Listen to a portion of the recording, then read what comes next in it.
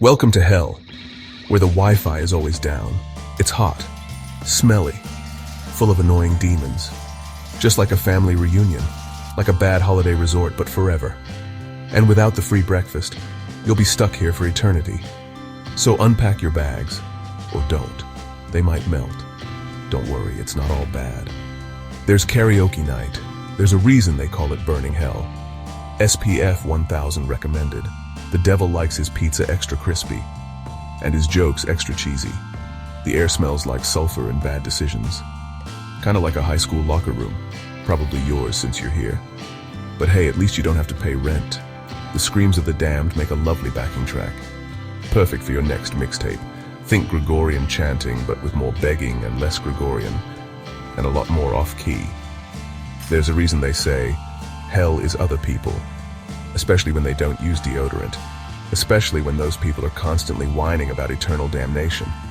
Like, we get it, Karen. It puts a real damper on the mood. No one likes a party pooper. Don't even get me started on the queue for the bathroom. It's like Black Friday, but with more fire. Meet Bob, a used car salesman who thought lying was a victimless crime. Spoiler alert, it's not. He's just arrived in the underworld. He's not thrilled. Then there's Susan, a gossip columnist, who made a career out of exaggeration. Turns out exaggeration in hell means being chased by giant, talking headlines. This wasn't in the brochure, Bob mumbles, clutching his hell orientation guide. Susan, sprinting past him, yells, "What brochure? I got a flaming memo stuck to my back." Adjusting to hell isn't easy, especially when you thought you were going to a better place. Most new arrivals spend their first few days in stunned silence. Then they realize, hey, I can swear all I want now. The rooms in hell are cozy. Let's go with cozy. Picture a studio apartment designed by a sadist. The beds are made of hot coals. The sheets are asbestos. The only air conditioning is the occasional blast of frozen despair. I specifically requested a room with a view. Bob complains to a demon maid with horns curling like a ram's. The demon maid sighs. "Sir, this is hell. The only view we offer is your life's regrets on endless repeat. Room service is prompt, if not exactly appetizing. Burnt toast and lukewarm coffee seem to be the specialties. Though to be fair, that might be considered gourmet in a place where every meal is cooked over an open fire pit." Speaking of food, let's talk about the culinary delights of hell. Imagine the worst school cafeteria food you've ever had. Now imagine it's been reheated for 1,000 years, and it's served by a demon with questionable hygiene and a worse attitude. The menu boasts such delicacies as Lake of Fire chili and Beelzebub's surprise. The surprise? It's always a surprise how something can be so simultaneously overcooked and undercooked. "I miss vegetables," Bob whimpers, poking at his plate of indeterminate mush. Susan, surprisingly chipper, says, "Don't worry, I hear they have salad bars in purgatory." Emphasis on the bars. The only saving grace, the bottomless pit of coffee. It's strong enough to wake the dead. Not that that's a good thing in hell.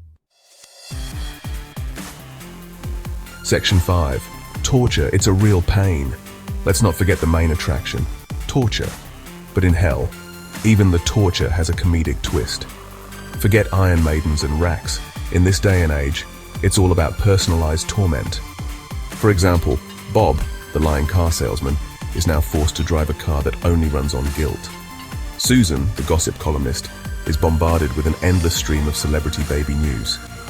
"This wouldn't be so bad if it weren't for the constant guilt trips," Bob mutters as his car sputters and coughs. Susan, looking remarkably pale, says, "Celebrities are having children at an alarming rate down here. I can't keep up." It seems hell has found a way to make even eternal damnation strangely relatable.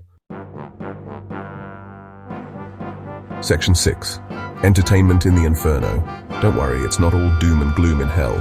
There's plenty of entertainment to keep the damned, well, entertained. Think karaoke night with a live band of screeching banshees, stand-up comedy performed by actual clowns, and a talent show where the grand prize is a one-way ticket back to the mortal realm. Bob announces, adjusting his imaginary spectacles, "I'm thinking of doing a dramatic reading of my Yelp reviews." Susan groans, "Please, anything but that. I'd rather listen to 1,000 years of elevator music." Of course, the humor is subjective. What one demon finds hilarious, another might find, well, hellish. But hey, you can't please everyone, even in the underworld. Section 7. Damnation Daily Grind. Even in hell you need a routine. The damned wake up, or at least try to given the lack of sunlight. They attend their daily torments. They grab a bite, if you can call it that, in the cafeteria, and they try to find ways to pass the eternity stretching before them. Bob complains, "It's like Groundhog Day, but with more fire and brimstone." Susan, flipping through a copy of Eternity Weekly, nods in agreement. At least the crossword puzzles are challenging. The good news? There are no Monday mornings in hell. The bad news? Every day feels like a Monday morning. Section 8. Escape from the underworld. Not likely. Of course, no stay in hell would be complete without at least one attempt at escape. But let's be honest, the chances of successfully breaking out of the underworld are about as high as finding a decent cup of coffee in the Inferno Inn. Bob whispers conspiratorially, "I heard a rumor about a secret portal behind the boiler room." Susan rolls her eyes. "And I heard a rumor about a unicorn farm in the seventh circle. Don't believe everything you hear."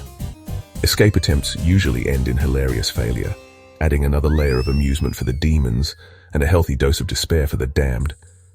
But hey, at least it's something to do, right? Section 9. Hell not so bad once you get used to it. So there you have it. A glimpse into the wacky, wild, and surprisingly relatable world of hell. It's a place of eternal damnation, sure, but it's also a place where even the most horrific situations can't help but take on a comedic edge. Bob says, leaning back and sipping his lukewarm coffee. "You know, it's not so bad once you get used to the smell." Susan raises an eyebrow. "You're getting used to the smell?" Bob shrugs. "Everything smells like burning after a while.